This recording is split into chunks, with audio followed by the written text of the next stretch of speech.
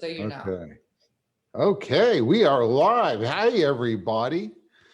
It is Thursday and time for Happy Half Hour.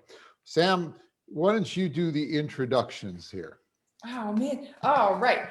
I'm Sam Shukavich, and with me, as always, is my father, David Shukavich, the president and founder of Carolina Retirement Planners.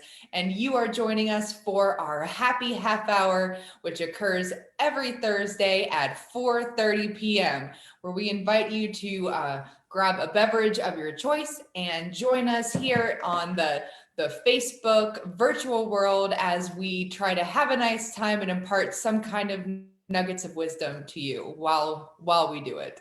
And how many times now have we done this? I wish that This is week number 38. 38. This is week 38 since last June. And that voice, by the way, is the famous voice of Amy. And Amy is behind the scenes making all this work.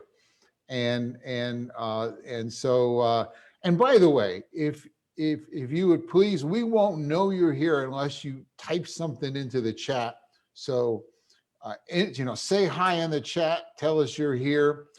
And also, by the way, if you look on your screen down below, it'll say share. And if you click on share and click on watch party, you'll tell all your friends that you're watching this and they can join too.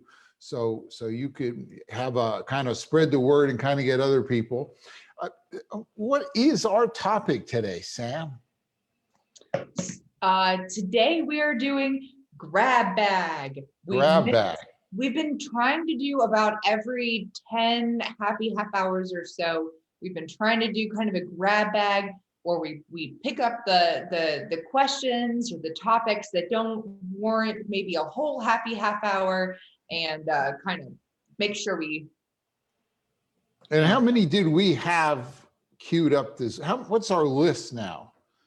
How many questions? Yeah, how many questions? Well, we were going through a list of about 115 questions. And that's actually just since October. We pulled the questions from October. So we had a pretty big list this week. So we don't get to your question. It's just because there's so many. We're going to try to bundle them, the ones that are perhaps most.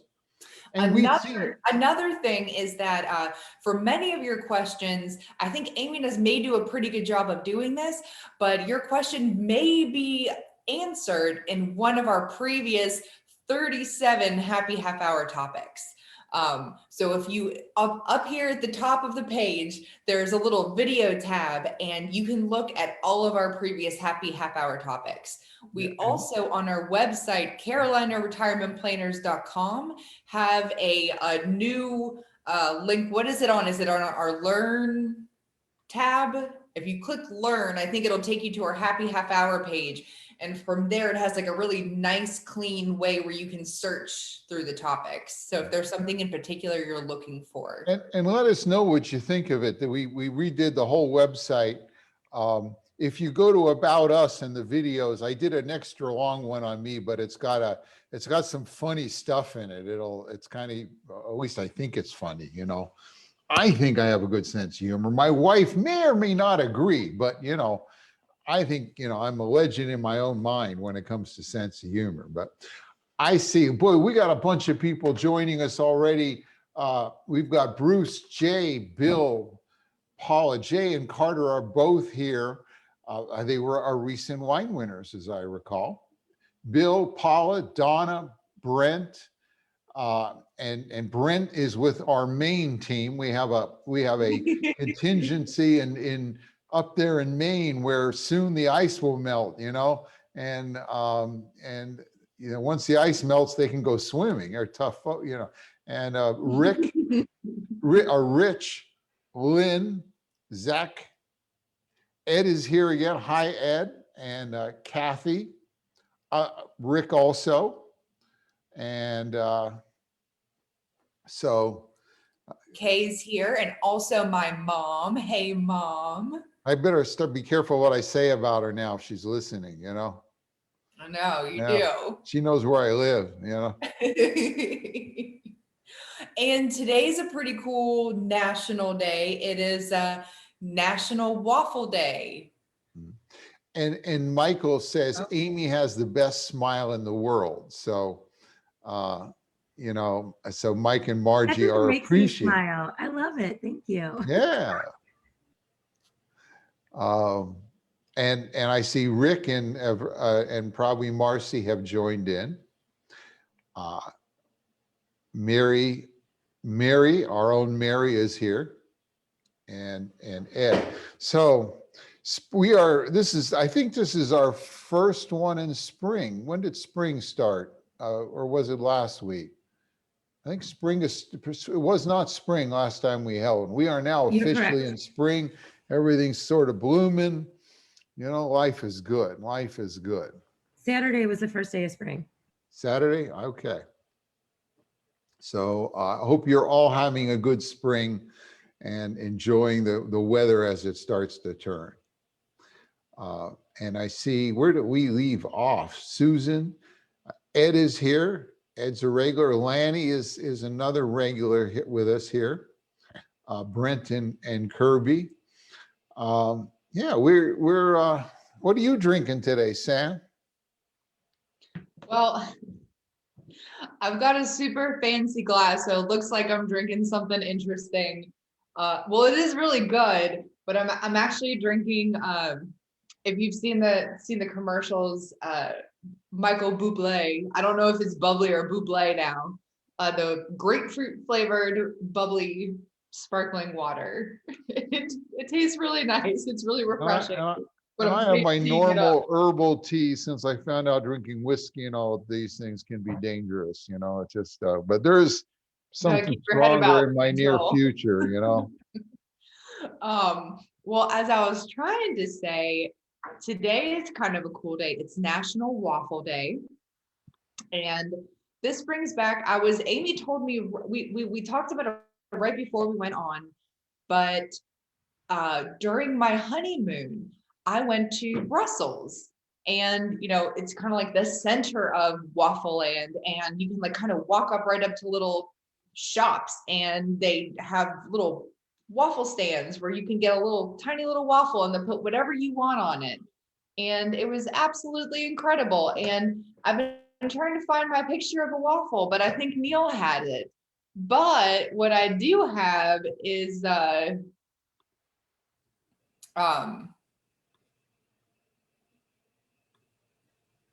oh, you disabled screen sharing.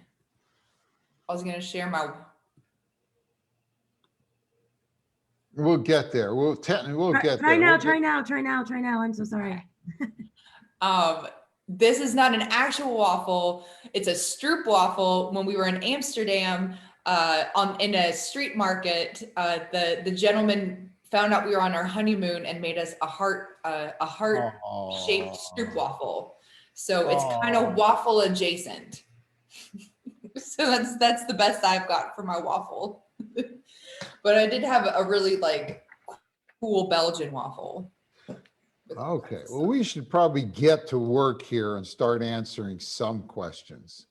Like All I say, right. I've picked a bunch, and a lot of them we're going to probably edge a little more towards IRAs and Roths and all today. That's where a lot of the questions have come from.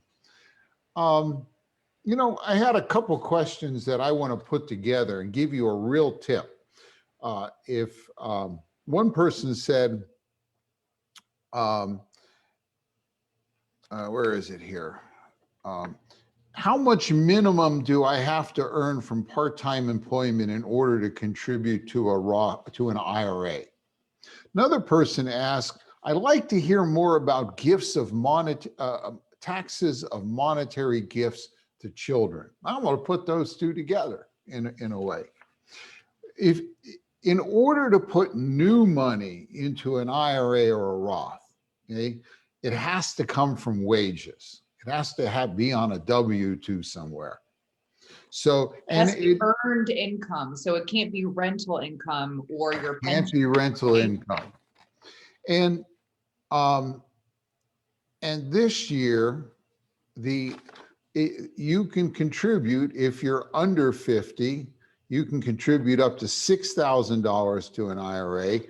And if you're over 50, you can contribute $7,000. Well, And it doesn't matter whether you're full-time or part-time. If you've got up to, and if you made $6,000, you can put it all into an IRA. well, hey, Dad, what if I made, I made 3,000 this year? If I made 3,000, could I still put in 6,000? No, you can only put in 3,000.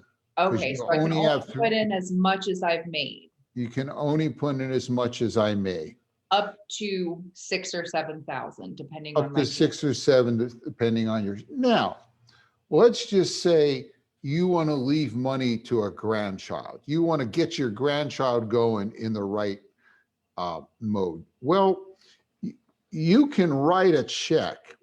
You can write, there's 2 limits to gifting. If you don't want to do any paperwork, you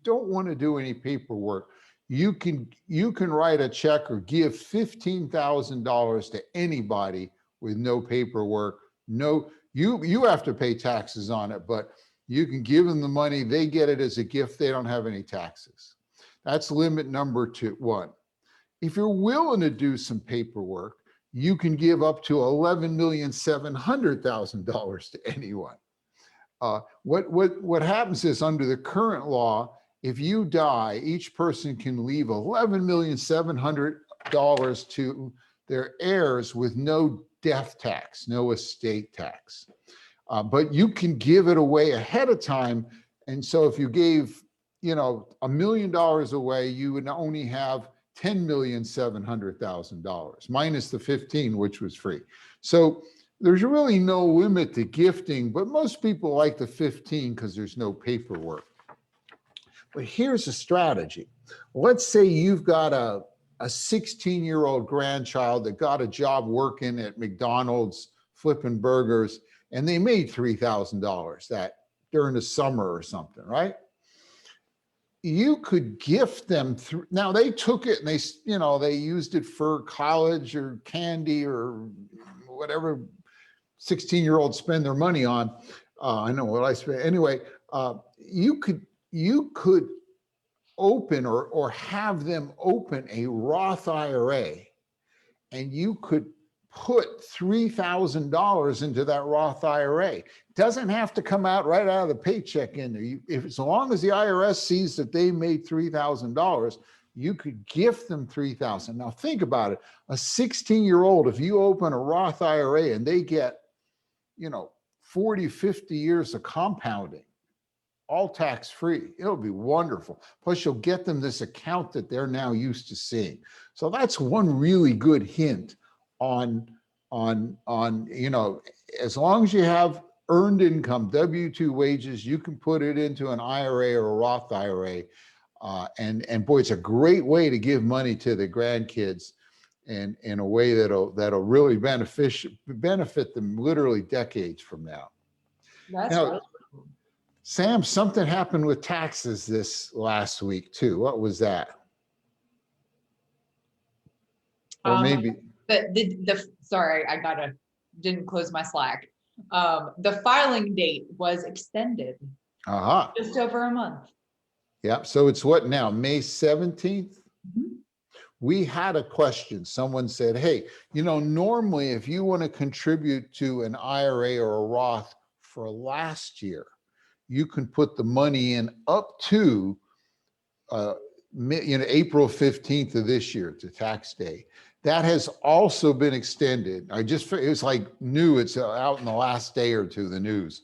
It has also been extended to May 17th as well. So that was a question we had, and that's the answer to that one. Someone also had a question. Let's see if I can say hello to some more people while I line up this next question. We got a lot of questions. I don't know exactly where you stopped, but I think that you stopped at Charlene. So hey, Charlene, and Barbara. Hey, Barbara. And Lynn, it looks like Lynn had some waffles in Bruges on a streetcar. we did not make it to Bruges. We almost made it to Bruges. Our honeymoon was like us kind of ping-ponging around Europe, trying to see as much as we could. And so we made it to Brussels, and we couldn't quite veer out to Bruges, but that's on our next trip because it was amazing out there. Oh, okay. All right, back to you, Pops. Okay. Well, Diane, you know, some of those other questions were Jay and Carter and Miranda and Rob asked a question when we answered, and Diane asked, so I understand if I pay taxes, no, where is it here?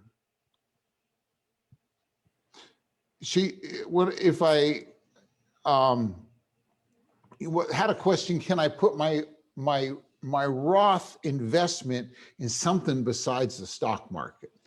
You know, that's a good question. I've got a Roth IRA. Where should I invest it? Well, I'll tell you, it's kind of, people don't realize this, but if you have an IRA or a Roth IRA, you don't have to put it in the stock market. You can literally go down to your bank, open a money market. And when you open it, you tell them this is an IRA or this is a Roth, and you can put the money into a money market with an IRA or a Roth. Most investment vehicles will allow you to make your IRA something besides stocks and bonds. There's two places where it gets complicated.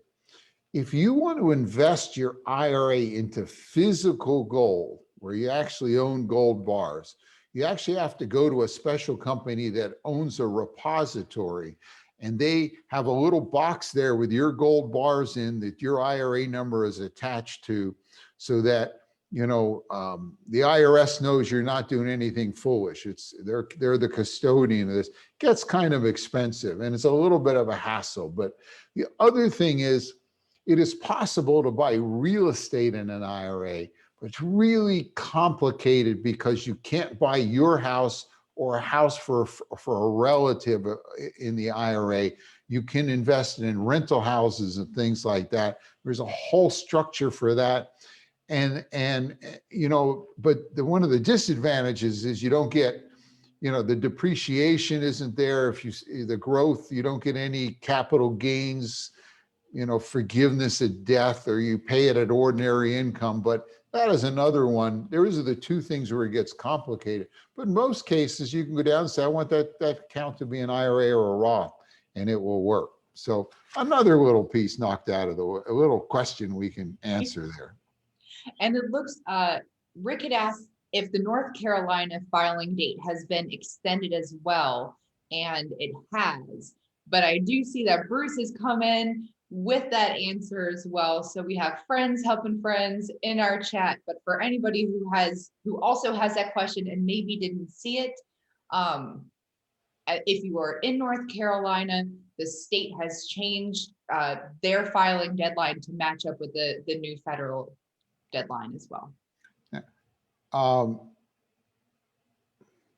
Let's see. Gloria and Brent had a question. That's, when I turn 72 and start taking RMDs, can I also contribute to an IRA or a Roth?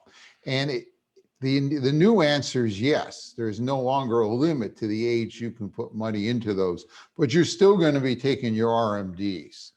And so it gets kind of complicated. It's probably still, if you're working, certainly putting money into a Roth after age 72 would make a lot of sense, because there wouldn't be any RMDs on that. And again, you want to get money out of the taxable world.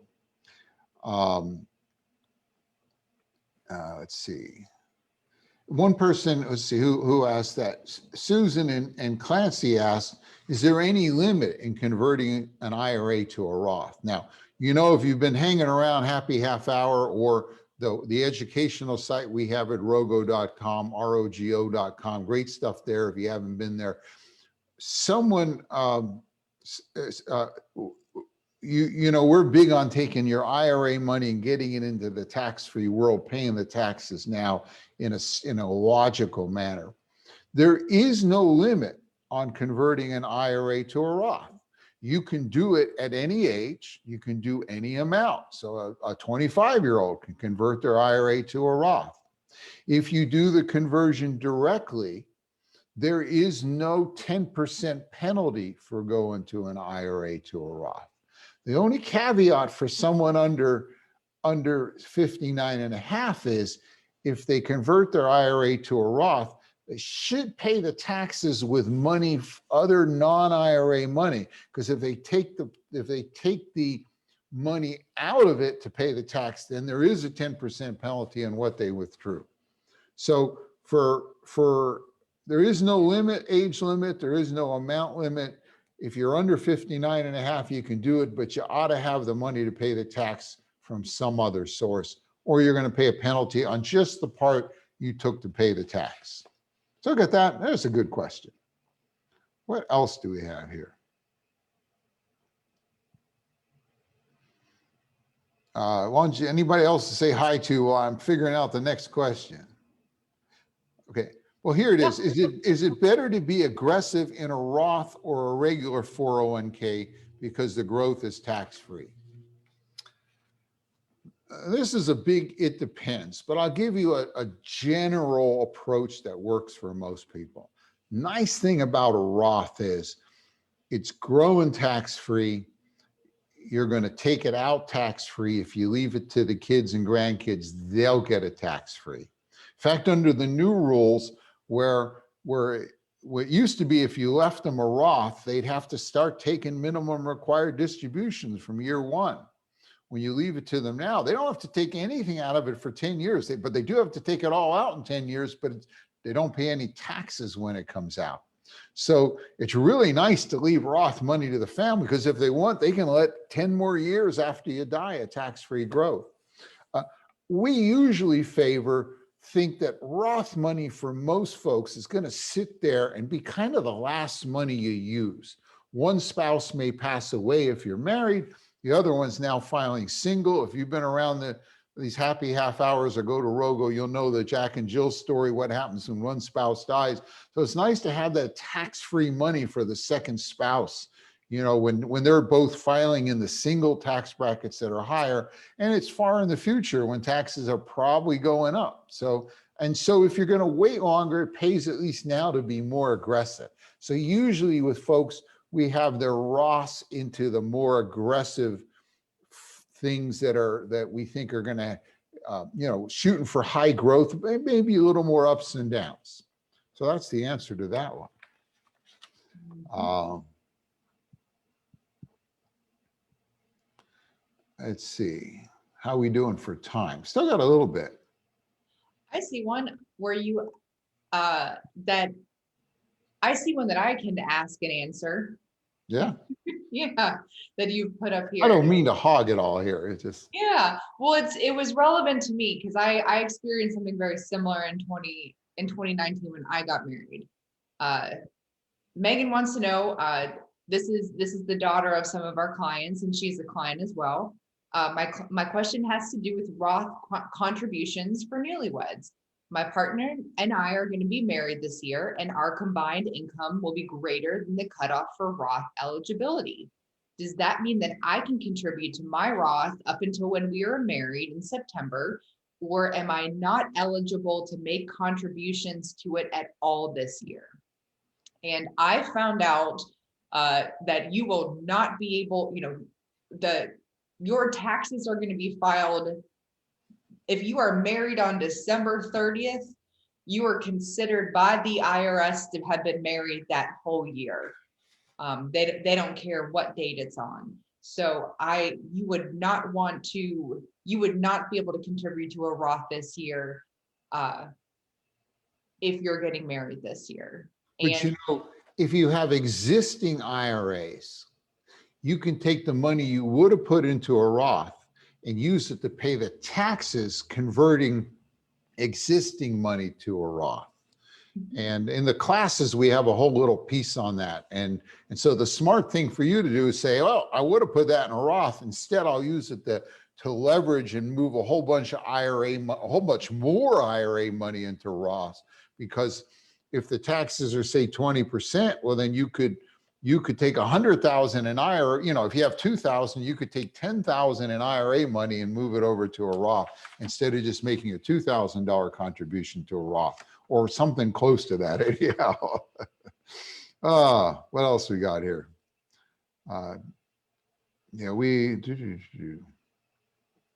Someone asked, Lynn asked, in case of IRAs, do you recommend listing someone as co-owner or beneficiary?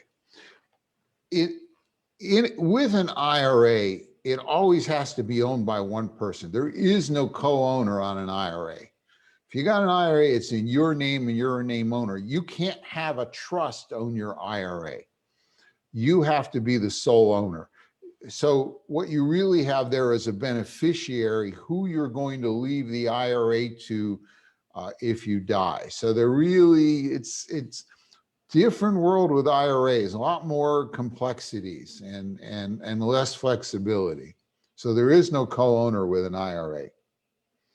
Okay. Well, Sam, we're probably getting close to, let me do one more question, because it's going to lead into next week.